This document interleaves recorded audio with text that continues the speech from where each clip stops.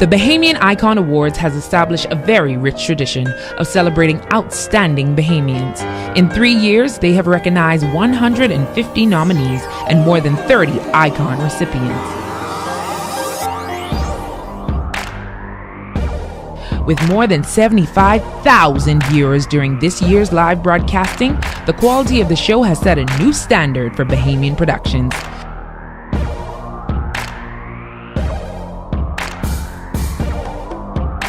This captivating award show was the brainchild of founder and visionary Addis Huyler, the man behind the icon.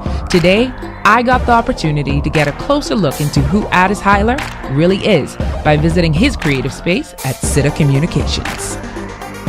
Addis grew up in Freeport, Grand Bahama, where he graduated from Grand Bahama Catholic High School. There he was a standout both in the classroom and on the track, a 4-time national high school track and field champion and Carifta silver medalist.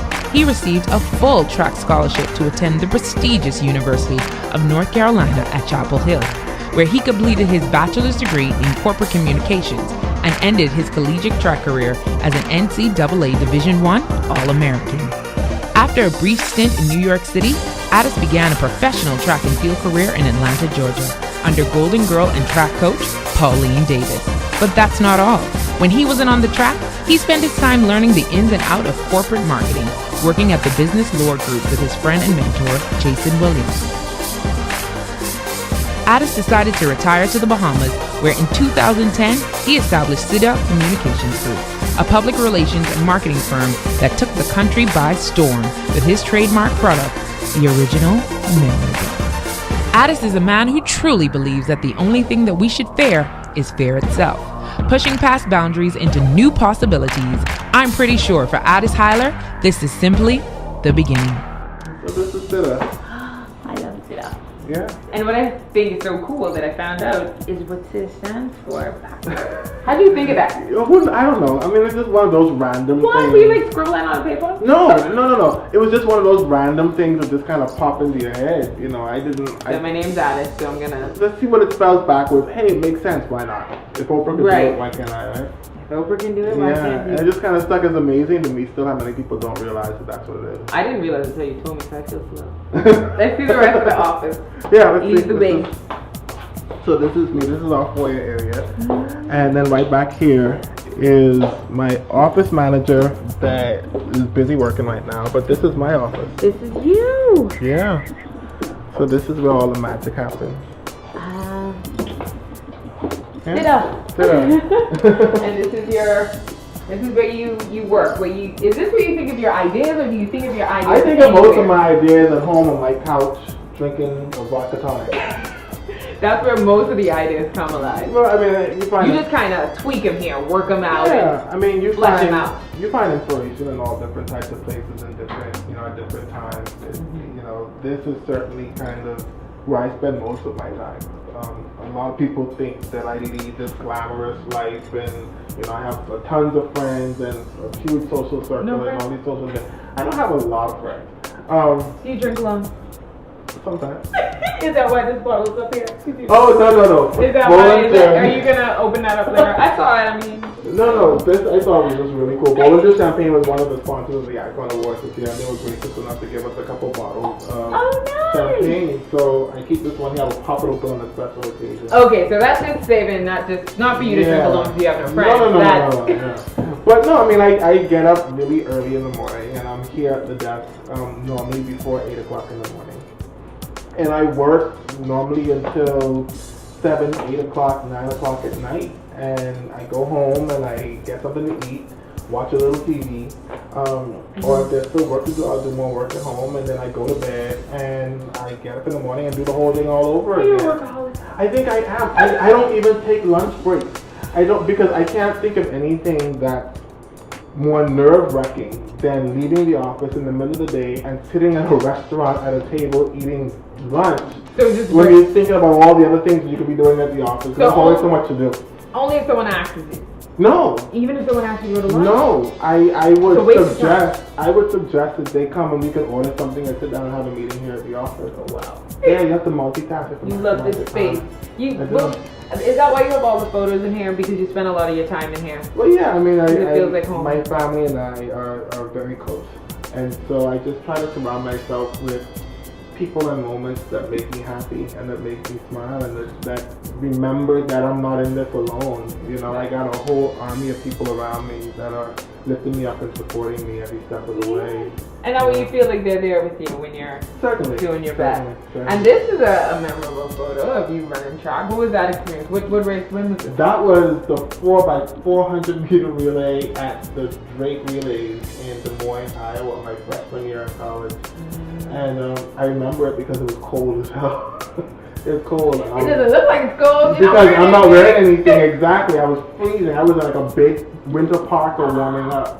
But anyone that's been to Drake knows that in April in Iowa, it's 30, 40 degrees. Sometimes there's snow on the ground. But actually, a photographer shot this photograph and just mailed it to my school. We never know who shot it. Nice. Yeah, It's a really good photo. I think it is one of my favorites. One of my favorites. One of the things that I love is this guy right here. Yeah, you can hold it. Can I? Yeah. Ooh, it's heavy. Yeah. It's so heavy. How do they hold it up and give their speech? I was just like dreaming. Like I was a nominee this year, so I was just like, ooh. And I had a place in my house for where it would go. So now the book is there. Oh, Lord. The book and the certificate is in that spot. So what was the process like the first year when you guys put this together? We went through so many different, comps and so many different concepts for what the award was going to look like. Finally, Keyshawn Monroe, who was actually an Icon Award recipient for fine art, came up with this idea just based on what we wanted to represent, something that was very triumphant, something that was uniquely Bahamian. When you look at what the conch shell represents back in the days of the Arawak and the Lucayan Indians, the blowing of the conch shell signified the way that they communicated, sending forth messages. And our messages are Bahamians are outstanding and Bahamians are doing extraordinary things and we celebrate each other. And so yeah, we're very happy with the icon statue. What is it made of? It's like bronze and marble. It's so heavy. Yeah. They must really love when they get something like this to put in their house. That's definitely a key stake. It's definitely a substantial piece, and it's because we're worth it. We wanted this piece to represent a high level achievement for the persons that are able to receive the statue.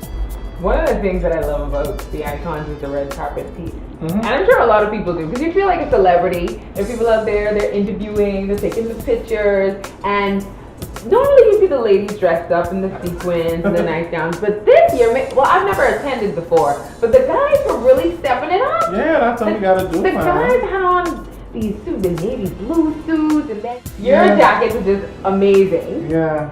So, like, what was the concept behind it? How It's did you always decide difficult. that this was It's challenging. I mean, first of all, I gotta give kudos to the team that pulled off the red carpet this year. We shut down the entire driveway at the Malia Nassau Beach Resort. It took a small act of Congress. It took meetings with the security team at Malia and the general manager and the conventions manager and the construction company, Sandbank Construction, and the Icon team, just trying to figure out how we would make it work.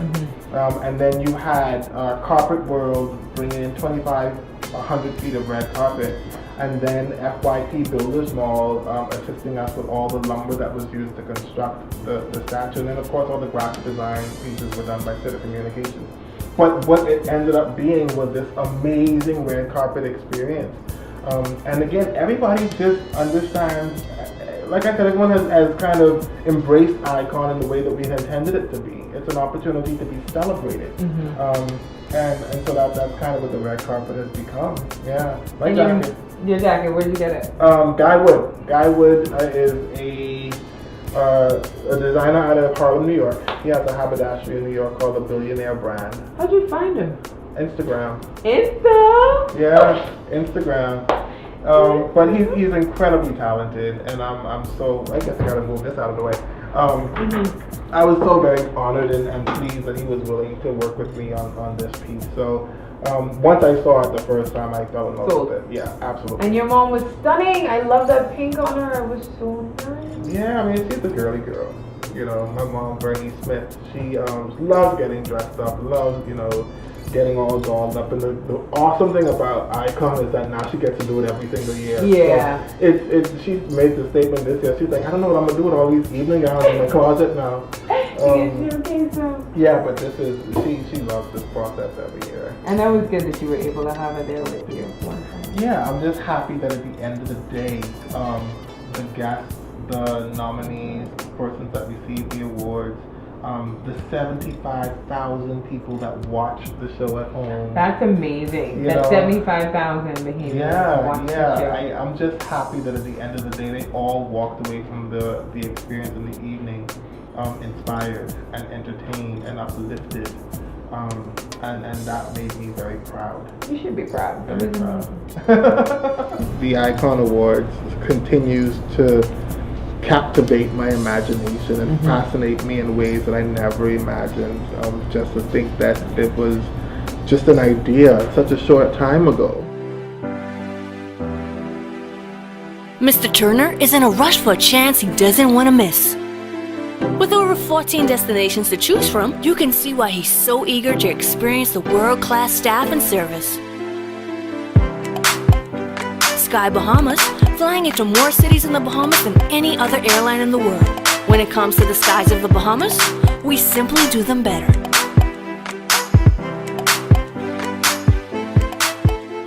And now, up-to-the-minute financial insights and advice from RBC Finco with the RBC Mortgage Minute. Hi, I'm Edward Strawn, and I'm an RBC Finco mortgage specialist. Buying a residential property that you can build on later is an excellent investment and a realistic way to start making your dream home come true. When you own your own property, you can build your dream home from the ground up.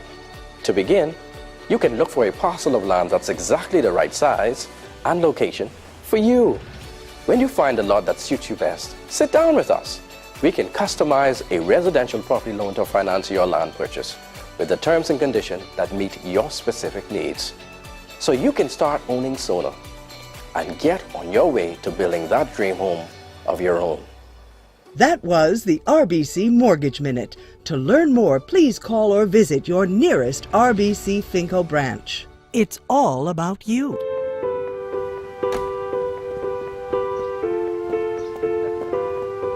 When it was only the two of them, BTC was there. And when he had to leave, BTC was there to keep them connected. And as the house became a home, BTC made sure that they were never out of reach.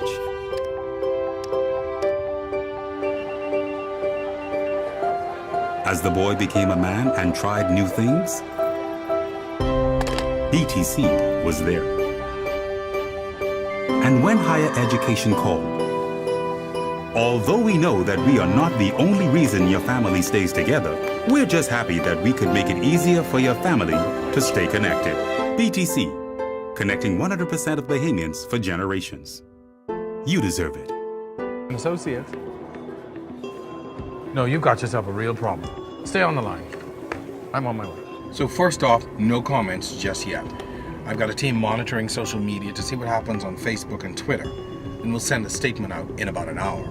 Next, we're going to work on a new look for you in time for the press conference, and maybe we'll do some talk shows. So let's see how it goes. We can always just change the strategy. Now relax. We've hired the fixer. What is dynamic? It's about speed, power, acceleration, and about trees. About light carbon and heavy metal. About powerful horses and even little rubber ducks. Dynamic is about yesterday, about today, and about tomorrow. Dynamic is not just about cars. Move forward, Bahamas, and build high into the sky. Move upward and colorize those new walls. Move onward and build a garden to last a lifetime. Move together and settle into that new home. There's a lot of places you can do it for yourself, but there's one place to do it right. Builders Mall. We know exactly what motto you live by, and even the pros know building is just a part of what we do. So move forward, Bahamas. And remember, you can find it all at Builders Mall. This launch represents a defining moment in my career. and what it also represents for my committee and our sponsors, BTC and the British Colonial Hilton and Balmoral, and what we hope it will also represent for all the Bahamian people is a transformational shift in how we view, recognize, reward, and appreciate those persons in our communities that are committed to excellence. Congratulations on the third. Thank you. Amazing. I totally enjoyed myself. This year blew me away. It was so It totally good. blew me away. Yeah. It was so good. I didn't expect, well, I don't know what I expected, but the Icon Awards continues to captivate my imagination and fascinate me in ways that I never imagined. Just to think that it was just an idea such a short time ago. And we all have great ideas. We all have projects and things that we want to do, but to consider that in such a short time, something that I thought of could have been embraced by so many people on such a personal level is incredibly humbling, and it blows me away every year. Yeah, it was great. Like my mom and I, we sat there and we laughed, we cried, like especially the honorary time when you honored Bahamians that had passed away during the year. That was touching. It was a very moving evening. How is your mom? I noticed that she's good. She's good. We all are, I lost my grandmother a week before the Icon Awards, and so the show was dedicated to her memory. And it was a difficult process. That was a very challenging week because it was very unexpected. It came as a shock to all of us that she passed, literally 7 days before the show. And so for me, personally, it was a struggle just keeping my head in the game. Were you like on autopilot, or? I was beyond autopilot. I just, I'm so grateful for the committee and the team that I had around me, because they understood immediately that they really, all of them, needed to step up and handle things and make sure that the show came off without a hitch, because I just was not able to focus on it the way I needed to in the last 7 days before a show of that magnitude. Right. And so it was very challenging for all of us in the middle of dealing with the loss to have to now put on a brave face and go before the eyes of the country. And you did an amazing job, because a lot of people wouldn't even have been able to pull through those 7 days. Yeah. So the fact that you were able to do that and have such an amazing show. Well, my mom and I, we support each other no matter what, and it meant a great deal for me to have her there in the middle of what she was dealing with, losing her mom. And like I said, that night she never second guessed it, whether or not she was going to be there. I had other family members that were supposed to be there and I chose not to, for obvious reasons, and I don't fault them for that. But my mother never once second guessed, and she could not imagine being anywhere else besides where she always is, right by my side. Right. And so I was really, really happy about that. That's good. So your mom and your grandmother have clearly played a major role in your life. What would you say is one lesson that you feel each of them have taught you that you still carry with you today? The one thing about both my mom and my grandmother, and I think my mom probably learned it from my grandmother, certainly, and I learned it from both of them, is that hustler mentality. She a hustler. They are hustlers all day long. My grandmother worked her entire life, and not just worked, but worked hard. And she wasn't afraid of hard work. I mean, she understood that spoke to her character, and it spoke to who her parents had raised her to be. And so you see throughout her entire life this process of reinventing herself and trying this and trying that. She would get her, we would be going somewhere getting dressed, and she would pull out a hot curler and be like, well, who's going to curl your hair? And she's like, I went to school to be a cosmetologist student. I do here. So she's done hair, she's ran a bar, she's been a cook, she's been a housekeeper, she's been a nanny, she's been all these things. Each time trying her best to make her way and find her way through life. My mom has that same kind of spirit and that same kind of ambition, and I'm grateful that they both passed it on to me as well. And it's great. Yeah. That's great. So, as a former track star, a lot of people may not know, but you used to run. When I used to be fast. You used to be fast. Oh, God. What were your race? The 200 and the 400. The 200 and 400. Yeah. All right. So you've done all of that. You've been a track star. You had 6 years experience as a project manager. You started your own company, City Communications, in 2010. And you started the Bahamian Icon Awards. Yeah. With all of these accolades, how would you describe yourself? Like, people may look at you and say, who knew you from your track days and know about the track days and know about you being a project manager and starting SITA, but that's the accolades that other people see. When you think about who you are as a person, how do you describe yourself? All those accolades in my resume right. are part of it, but that's not how I describe myself. I always say, if SITA were to go away tomorrow, I'd still be okay, because this isn't what defines me. Right. For me, I think that I define myself more so based on those things that you can't see and you can't touch. Mm-hmm. And so I would say that I am hope. I am peace. I am love. I am joy. Sometimes I'm sadness. Mm-hmm. Sometimes I'm anger. But most times I'm love. And everything that I do, all that I am, comes from that love, only to return back to it. Mm-hmm. So that's how I describe myself. That's beautiful. Oh. it is. Because a lot of people, when they describe themselves, they're thinking about the accolades and the different things that they've accomplished, but it doesn't really define who you are as a person. Like, at the end of the day, when a friend says, what do you know about Addis, or what kind of person is Addis? Addis is a loving person. Yeah. Addis is someone who loves. Yeah, absolutely. That's what stays with I have an interesting story. I have my track medals here at the office, all the medals that I've ever won are actually here, because I meant to take them to get framed. And a colleague of mine wanted to borrow one for whatever reason, and he brought it back, and it was actually one of my conference championship medals, which is one of the highest medals that you can win in track and field and collegiate athletics. Okay. And so he took it and he brought it back, and it's been just knocking around my office, and now I have it on my desk as a paperweight. And I thought it was a very interesting perspective, because back then in 1990 something, when I won the medal, I was so proud of it, and it was so excited, and this is like one of the highlights of my life. Right. And now I'm using it as a paperweight. And so it goes to show you. It goes to show you that those things, in the grand scheme of things, really doesn't matter. But what does matter are those relationships and those experiences and those memories and how you make people feel. Mm-hmm. Yeah. So you were away for a while doing the track. Yeah. And then you moved back to the Bahamas. So what was that transition like? Like, what is it like being I'm back? still transitioning. Like, I'm still in the transition. I'm still transitioning. It's been a challenge. Because that's a long time to live in. Because 16 years. Yeah. 16 years. To live abroad. It's been a challenge.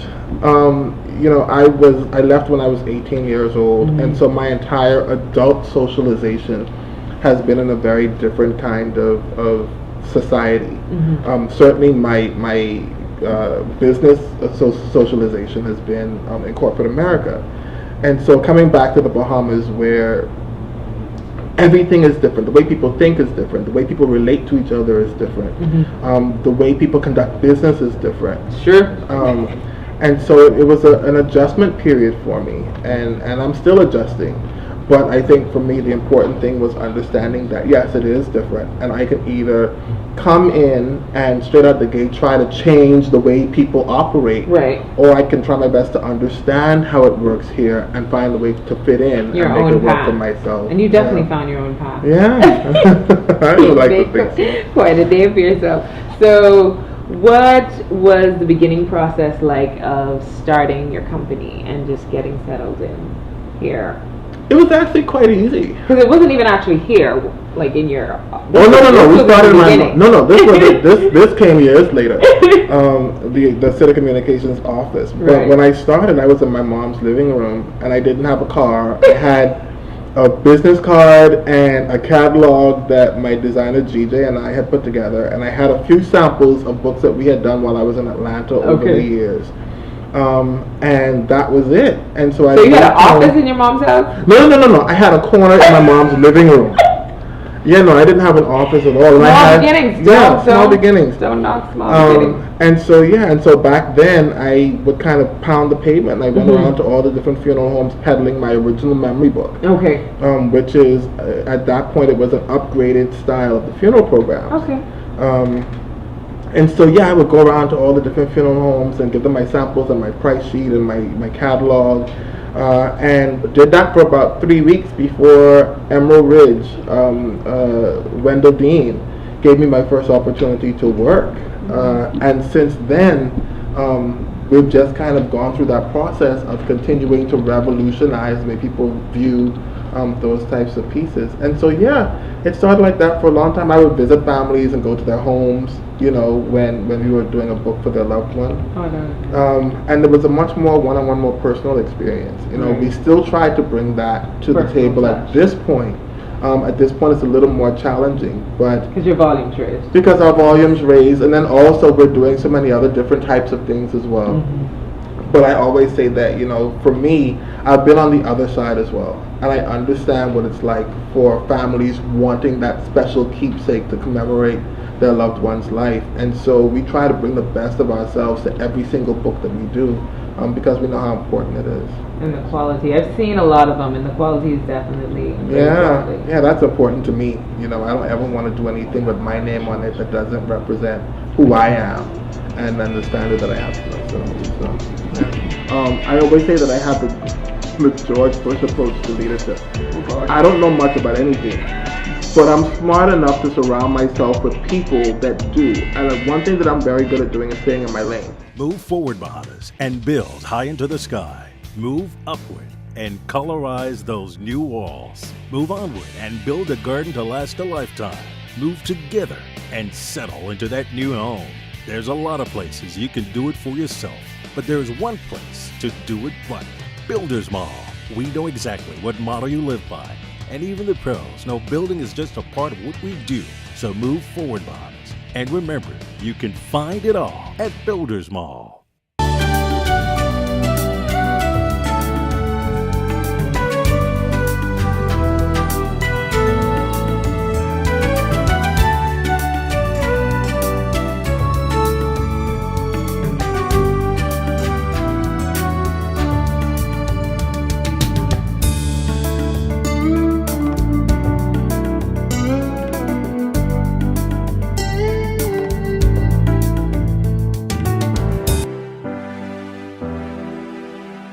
Mr. Turner is in a rush for a chance he doesn't want to miss.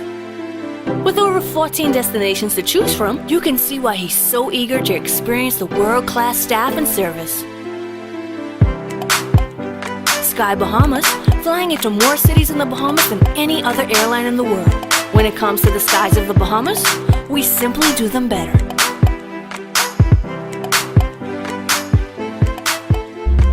What is dynamic? It's about speed, power, acceleration, and about trees. About light carbon and heavy metal. About powerful horses and even little rubber ducks. Dynamic is about yesterday, about today, and about tomorrow. Dynamic is not just about cars. Morning. Good morning. Rev Voice Agent. It's time to get to work.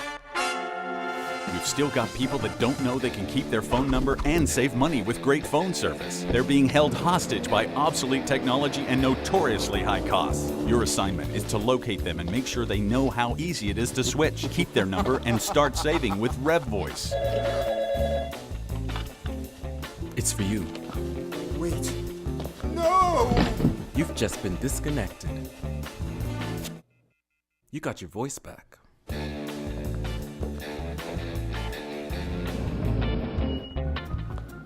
Hi. Hi.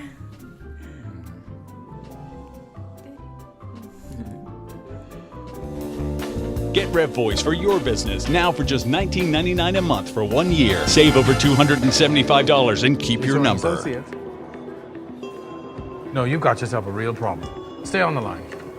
I'm on my way. So first off, no comments just yet. I've got a team monitoring social media to see what happens on Facebook and Twitter, and we'll send a statement out in about an hour.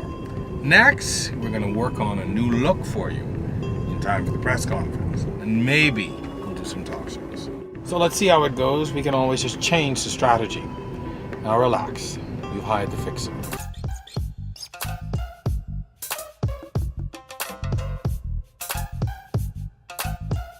The foundation upon which the Bahamian Icon Awards is built is that it cannot be summed up in one sentence. It can, however, be summed up in one simple cliche. And that cliche has also become the guiding light in my own life. Always do your best.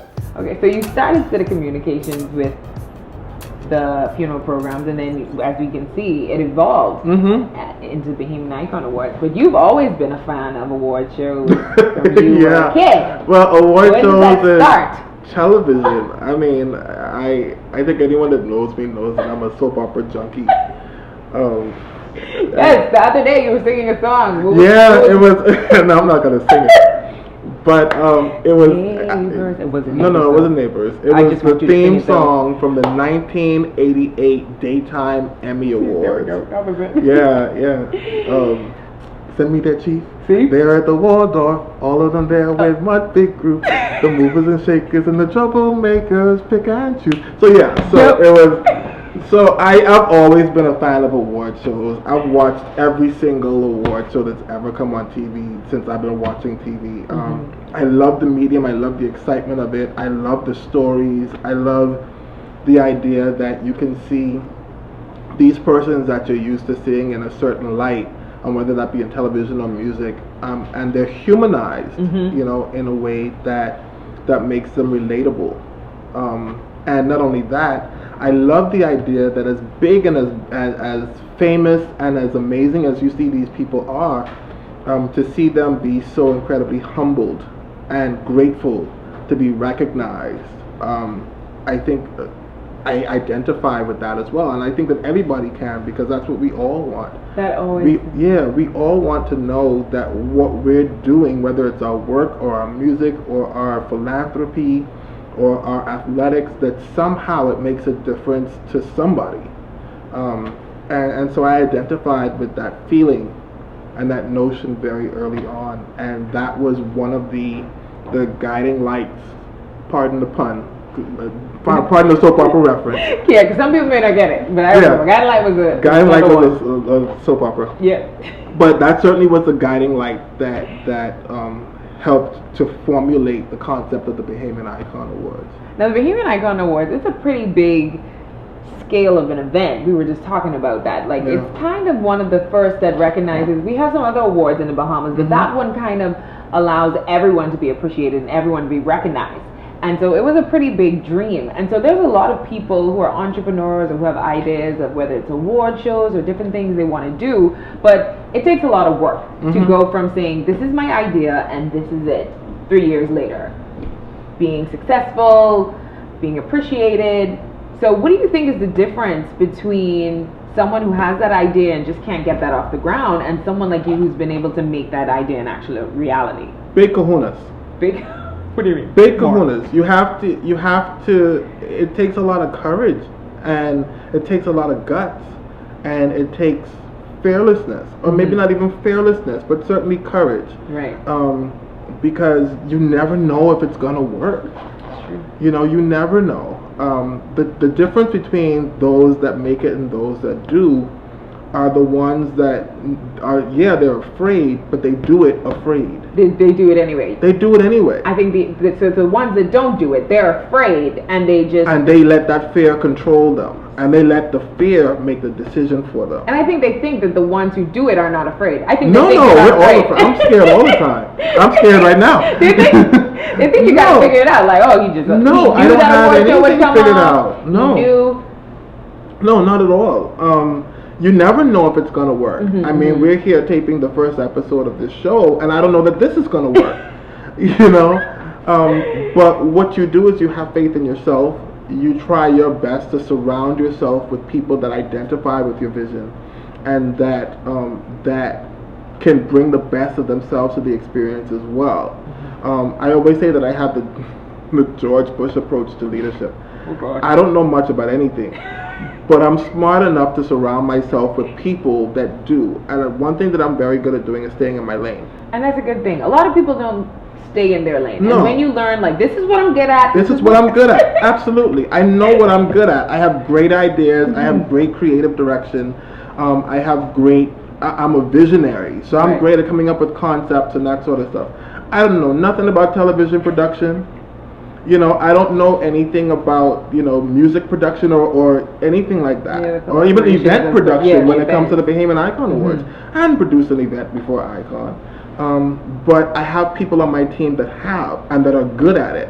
And I allow them the space, whether it's Icon, whether it's here at SITA, or wherever it is, I allow people the space to do what they do best. And I think that's what makes, if I am successful, that certainly is what makes me so. And I think it makes people feel appreciated if they know that you understand, this is what I'm good at, and he's allowing me to fly in this arena. He's allowing me to do what I do.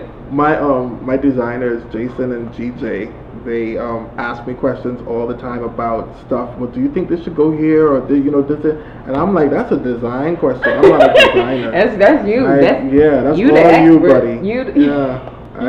I stay in my lane. I can't be bothered with stuff that I don't know anything about. Well, staying in your lane has gotten you a very successful show that has honored a lot of great Bahamians over the last 3 years. There have been some amazing people who really made an impact over the last 3 years with not only the production of the show, but the people that have been recognized. And one of the things that I love is that there are some Bahamians that you know, but there are also some Bahamians that you never knew about at all, and they're doing amazing things. It's like unsung heroes that are around the Bahamas and in different islands, because they're also nominees from the different islands of the Bahamas, and just being able to hear their story and for them to feel appreciated, thinking, I didn't even know anyone was noticing what I did.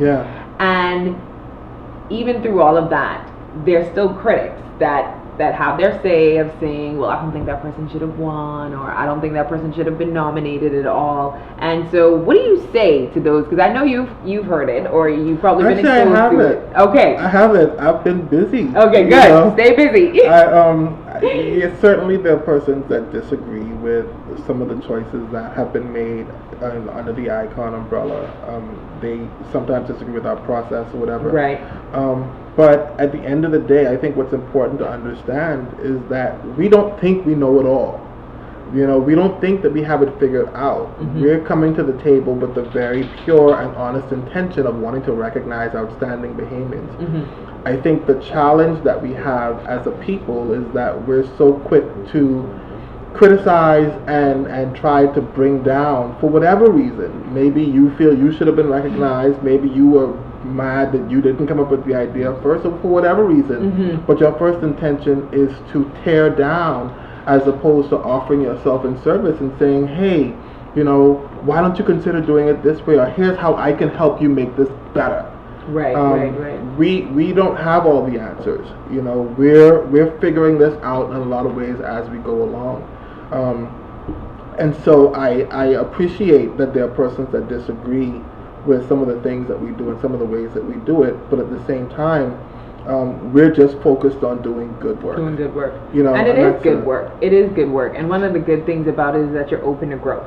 You're open to opinions and you're open to growth. But what I would say too is there's always going to be someone who's going to make noise.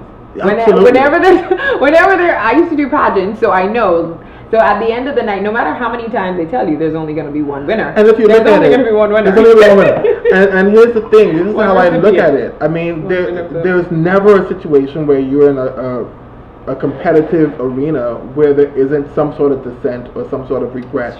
So people were pissed off that Oprah Winfrey didn't get nominated for an Oscar for The Butler. You know, people were mad that Denzel Washington didn't win the Oscar for Glory. They're always gonna be. Carrie never won an Emmy. Carrie Washington never, and I love Scandal. I know. Oh my goodness.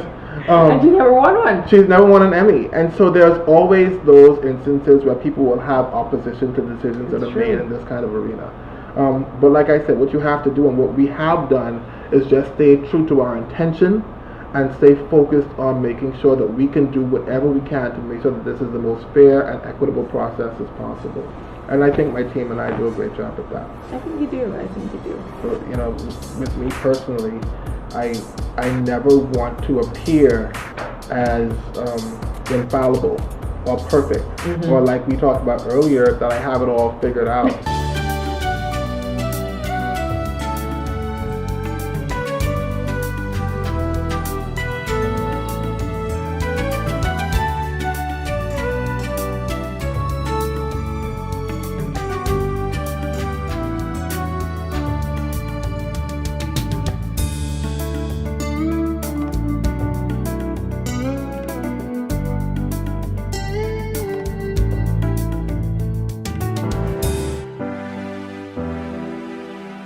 Mr. Turner is in a rush for a chance he doesn't want to miss. With over 14 destinations to choose from, you can see why he's so eager to experience the world-class staff and service. Sky Bahamas, flying into more cities in the Bahamas than any other airline in the world. When it comes to the skies of the Bahamas, we simply do them better.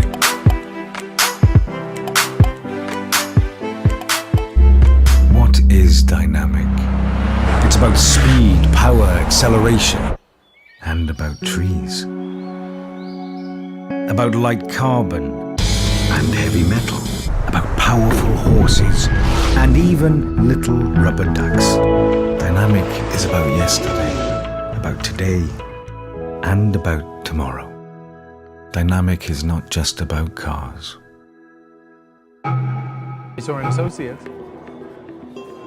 No, you've got yourself a real problem. Stay on the line. I'm on my way. So first off, no comments just yet. I've got a team monitoring social media to see what happens on Facebook and Twitter, and we'll send a statement out in about an hour. Next, we're going to work on a new look for you in time for the press conference, and maybe we'll do some talk shows.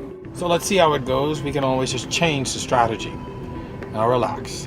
You've hired Move to fix it. forward, Bahamas, and build high into the sky. Move upward and colorize those new walls. Move onward and build a garden to last a lifetime. Move together and settle into that new home. There's a lot of places you can do it for yourself, but there's one place to do it right. Builders Mall.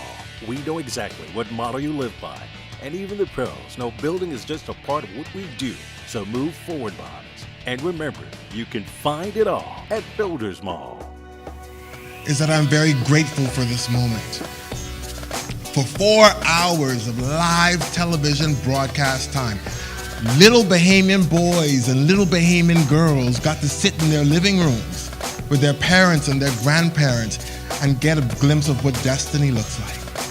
So, beyond the icon, the show that we're filming now, and the show of episodes to come. Isn't this amazing? I know. It's a great accomplishment. It's funny. It looks into the lives of the icons, and it helps to give a greater appreciation for what they do. Because I think some of those people even have those critics. They don't even really know the real backgrounds of the people that actually won. That's a challenge. Because again, you look at the booklet that you get on Icon Night, and it's a one-page biography of the people who are nominated, the persons who are nominated.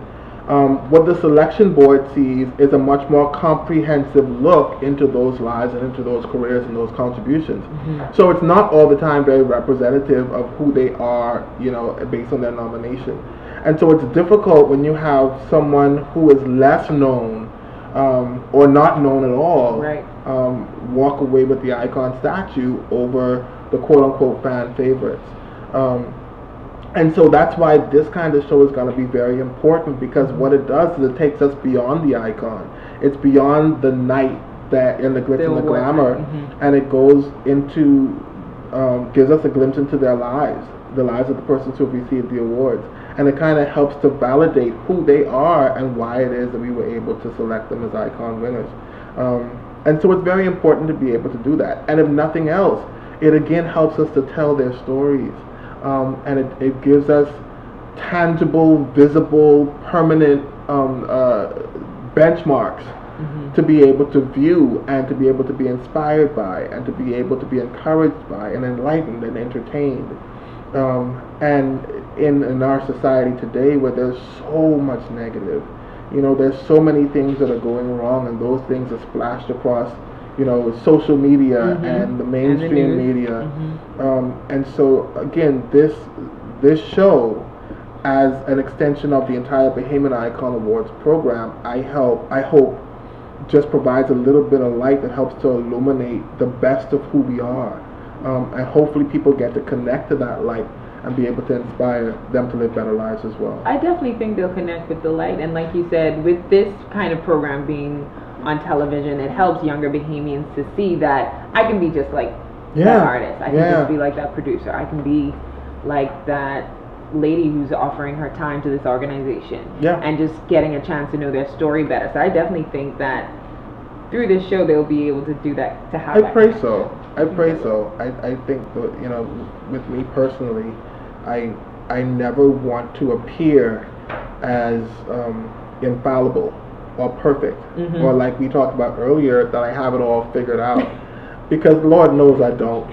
Don't got figured out. I've messed up more times in my life than I care to admit, and so there's not an air of or a hint of obnoxiousness in the way I live my life. But what's important to understand with me, or with any of the people who have been nominated or who, you know, received an Icon Award, I hope that this show humanizes us in a way to where kids and young people and peers and even older persons are able to relate.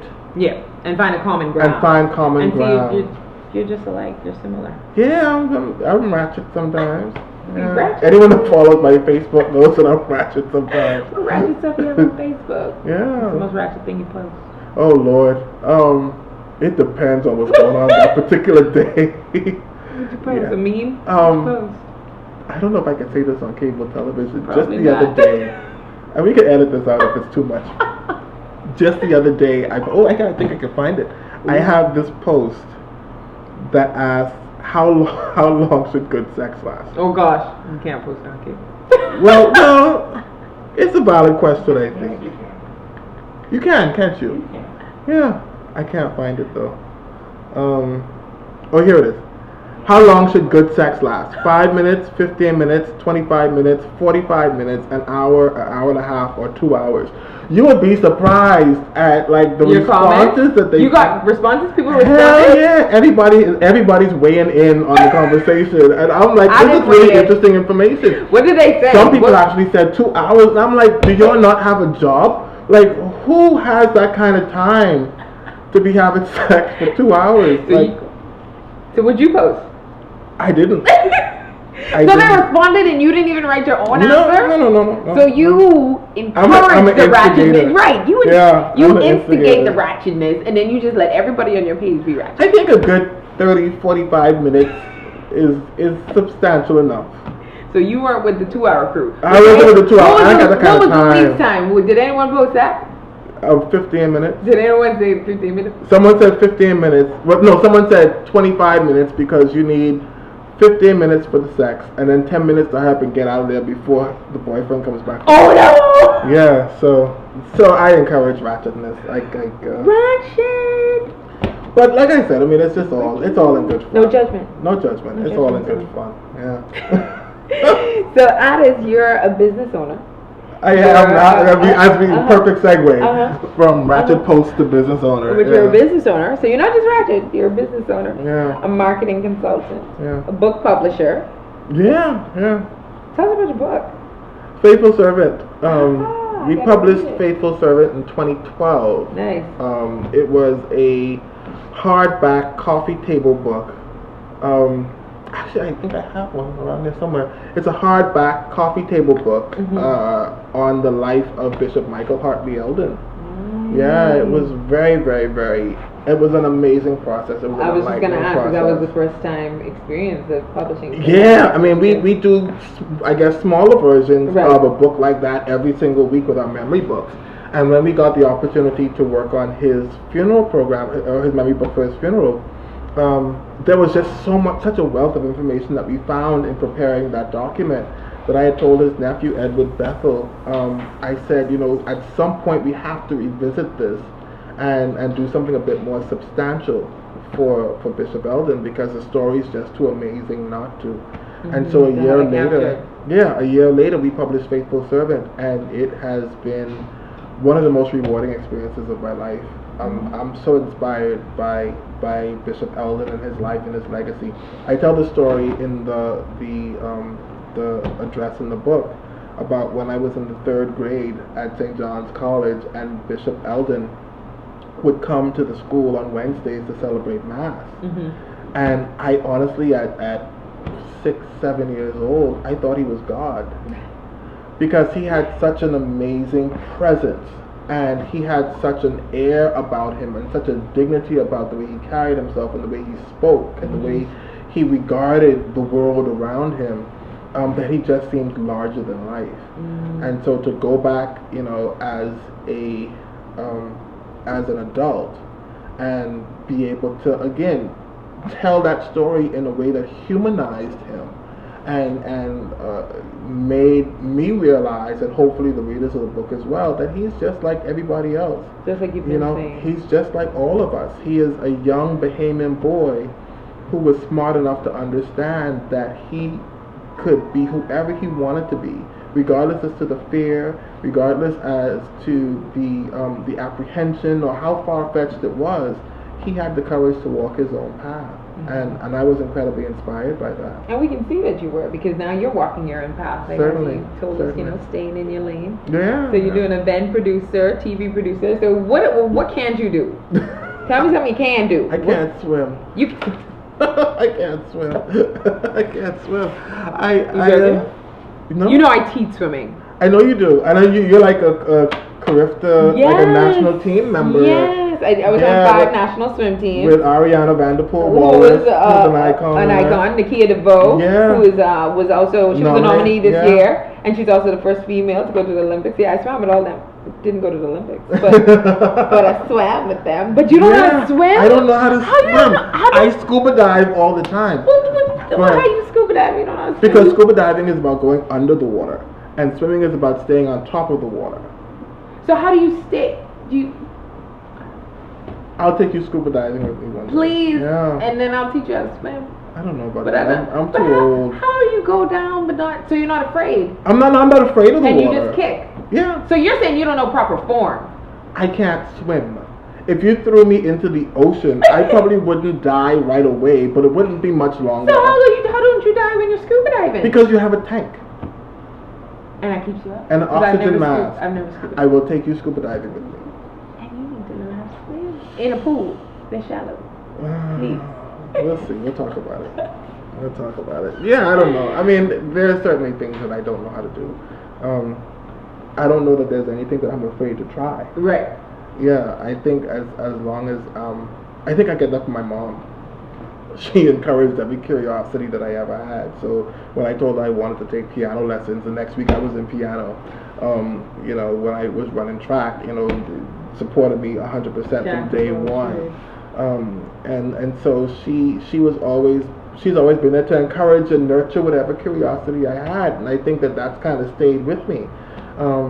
And so as long as it piques my interest and my curiosity long enough, then I'm willing to try it, and just kind of see where it goes. Okay, you tackled Bahamian Icon Awards. Now time to tackle swimming. You can do it. If I can do Icon, I can swim. Do it. You can. It was great talking to you. It was so much fun. Oh, we always have fun. I know we do. Oh, goodness. And the lucky winner is, come on down, Mr. Tomiko Sawyer.